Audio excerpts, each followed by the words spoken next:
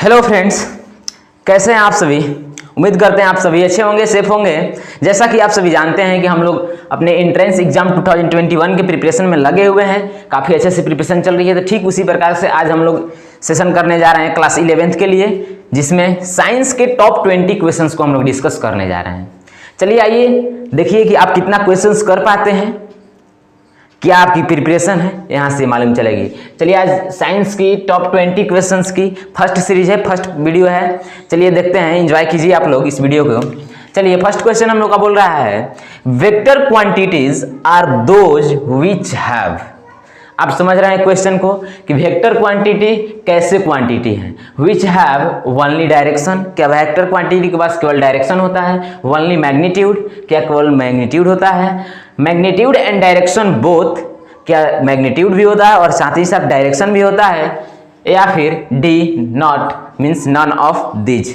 तो आप इसमें से क्या चूज करेंगे, आप अपने आंसर को कमेंट करके बताएंगे। देखिए अब आंसर देखते हैं। वेक्टर क्वांटिटीज होते क्या हैं। Vector quantities are those quantities which have magnitude as well as direction. Means वैसे क्वांटिटी जिसके पास दोनों हो, मैग्नीट्यूड भी हो डायरेक्शन भी हो। तो ऑप्शन सी आप देख रहे हैं कि इस ऑप्शन में बात किया गया है कि मैग्नीट्यूड एंड डायरेक्शन बोथ। सो हमारा आंसर क्या हो जाएगा, वेक्टर क्वांटिटी जो क्वांटिटी है जिसके पास मैग्नीट्यूड एंड डायरेक्शन दोनों होते हैं। क्लियर है। अब चलते हैं क्वेश्चन नंबर 2 की ओर। क्वेश्चन नंबर 2 है, What is true about scalar quantities. आप जानते हैं क्वांटिटीज में vector quantities and scalar quantities. अब वेक्टर क्वांटिटीज हमारा हो गया कि वैसे क्वांटिटीज के पास मैग्नीट्यूड एंड डायरेक्शन हो, तो स्केलर क्वांटिटी हुआ जस्ट उसके अपोजिट कि इसके पास केवल और केवल मैग्नीट्यूड हो, डायरेक्शन नहीं हो। चलिए ऑप्शन चेक करते हैं कि कौन सा ऑप्शन इसमें से कह रहा है कि स्केलर क्वांटिटीज के बारे में सही कहा गया है।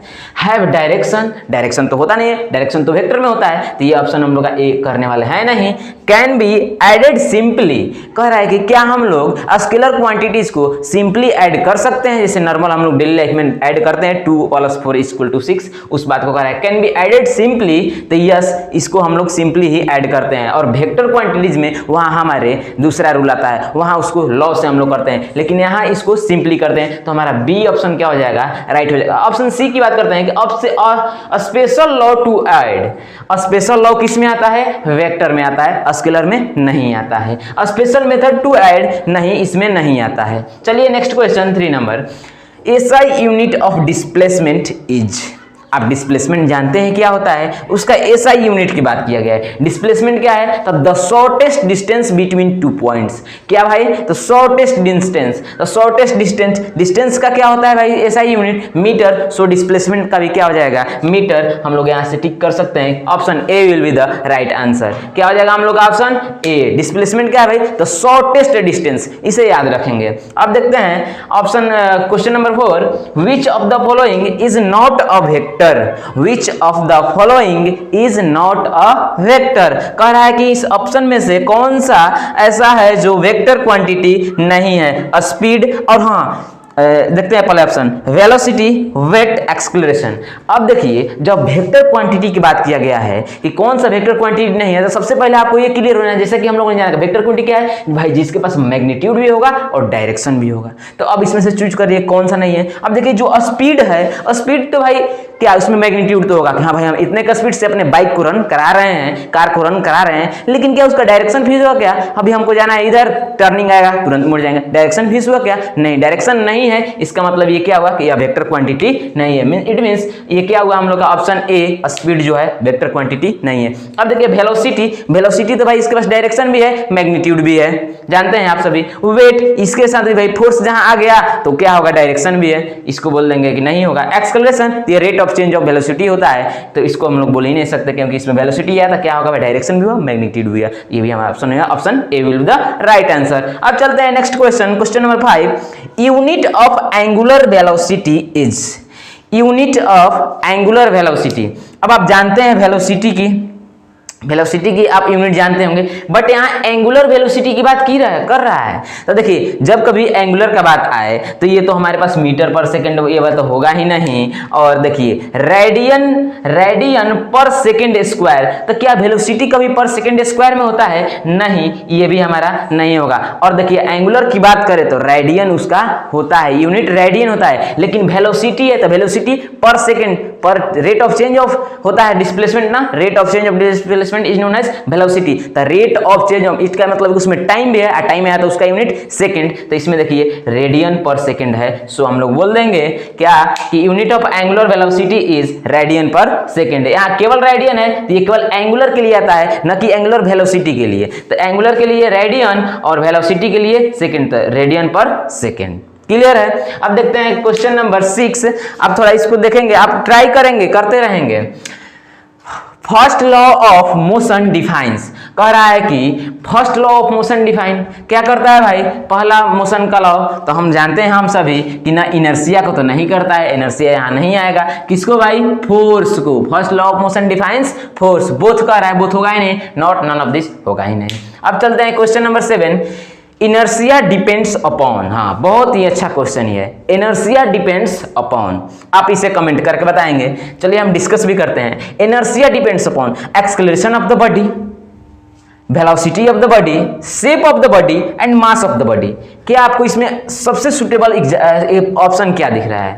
हमें तो दिख रहा है भाई कि mass of body, because inertia क्या है भाई? हम लोग जानते हैं कि जितना हम लोग फोर्स अप्लाई करेंगे उतना ही वो भी रिटर्न देगा। इसका मतलब जितना मास होगा उतना बड़ा फोर्स देगा, उसी को हम लोग क्या बोलते हैं? इनर्शिया बोलते हैं। तो यहाँ किस पे डिपेंड कर रहा है भाई? तो मास, तो यहाँ इसीलिए सो बोल देंगे कि inertia depends upon mass of the body. अभी देखिए आपको क्लियर नहीं होगा तो इसको समझते हैं। अगर मैं इस मार्कर को अभी इस तरह से धक्का दूं तो इसका मास कम है तो चला जाएगा, लेकिन ज्यों ही हम इसको क्या करेंगे, जब दीवार को धक्का देंगे तो क्या दीवार डिस्प्लेस होगा? नहीं होगा, क्योंकि उसका मास अधिक है। तो इस तरह से हम लोग बोल सकते हैं कि मास क्या करता है? इनर्शिया डिपेंड करता है किस पे? Mass of the body.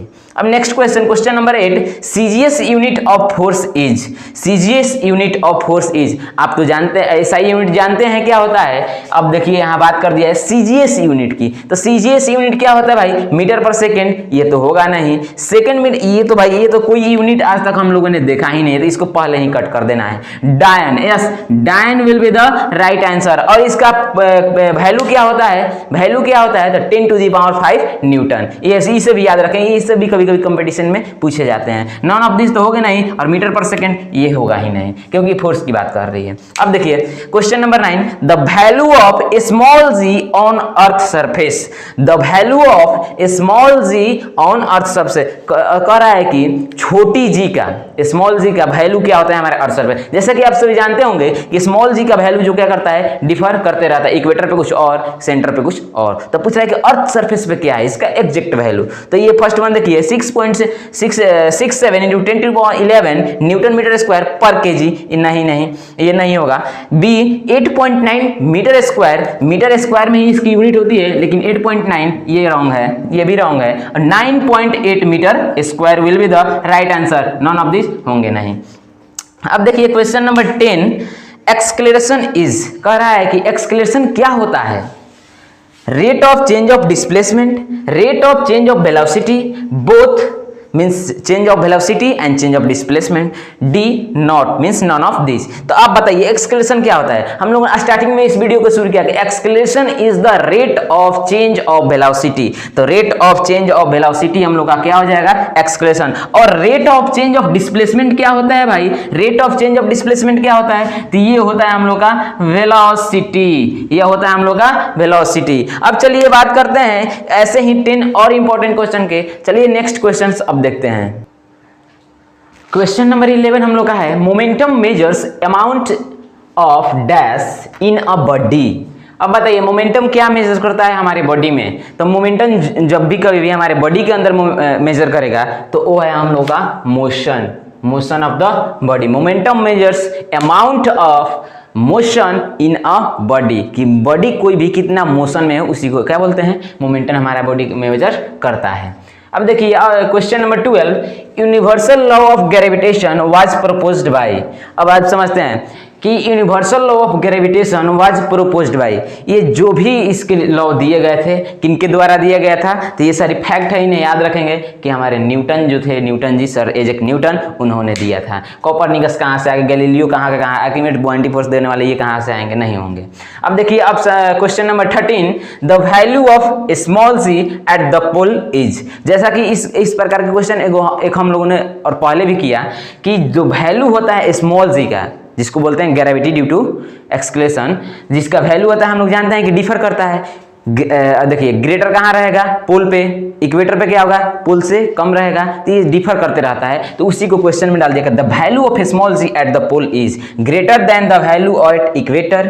क्या कह रहा है कि जो इसका वैल्यू है ग्रेटर होता है इक्वेटर से वैल्यू से, तो जी हाँ, अभी हम लोगों ने जाना कि क्या होता है, अधिक होता है। Less than the value of equator नहीं, इक्वल टू दो, ये भी नहीं, नन, पॉसिबल ही नहीं है। चलिए क्वेश्चन नंबर 14 की ओर चलते हैं। और क्वेश्चन नंबर 14 बोलता है कि buoyant force acting on a body due to the different fluid is, buoyant force acting on a body due to different fluids is। कह रहा है कि buoyant force जो है हम लोगों का अगर एक बॉडी पे लग रहा है और डिफरेंट फ्लूइड है, जब कभी भी डिफरेंट फ्लूइड है तो वहां फोर्स क्या होगा, डिफरेंट होगा। Different fluid different force, simple, इसे लर्न रखेंगे। सो इसका आंसर क्या हो जाएगा, डिफरेंट, ऑप्शन बी। जब कभी बुआयंट फोर्स का बात करें और वहां लिक्विड को ही मींस फ्लूइड को ही डिफरेंट कर दे रहा है, तो वहां हमारा जो भी फोर्स होगा क्या होगा, बॉडी पे डिफरेंट ही लगेगा। सेम रहता तो सेम होता, सेम नहीं है तो डिफरेंट होगा। अब चलिए question number 15, which is not the unit of energy, which is not the unit of energy. कह रहा है कि कौन सा इसमें से यूनिट एनर्जी का नहीं है, किलो कैलोरी, KWS, अर्ज एंड वाट। तो इसमें से देखिए आप जानते हैं ये भी एनर्जी का है, ये भी एनर्जी का, ये भी, लेकिन वाट जो क्या है हम लोग का पावर का है, तो ये हमारा क्या हो जाएगा ऑप्शन करेक्ट, क्योंकि ये हमारा यूनिट ऑफ एनर्जी नहीं है, ये किसका है, पावर का है। ध्यान रखेंगे किसका है, वाट, पावर का है। ये भी कभी भी क्वेश्चन में पूछ सकता है कि the unit of power is, तो याद रहेगा यहाँ से कि पावर, वाट। हाँ 16 number question, 1 horse power is, ये एक बड़ी यूनिट है किसके, पावर की ही। 1 horse power is, 1 horse power is equal to क्या होता है, तो 746 वाट, 746 वाट। इसे भी ध्यान में रखेंगे। इस तरह के और भी क्वेश्चंस हम लोग नेक्स्ट क्वेश्चंस में, नेक्स्ट सीरीज में करने वाले हैं, नेक्स्ट वीडियो में। तो इस तरह के क्वेश्चन का अगर इसमें कहीं आपको प्रॉब्लम हो तो कमेंट करके बताएं कि यहाँ अभी क्लियर नहीं हुआ, उसके क्लियरेंस के लिए एक स्पेशल वीडियो आपके बीच दी जाएगी। चलिए तब तक के लिए थैंक यू, मिलते हैं एक नए वीडियो में, नए सीरीज की वीडियो में।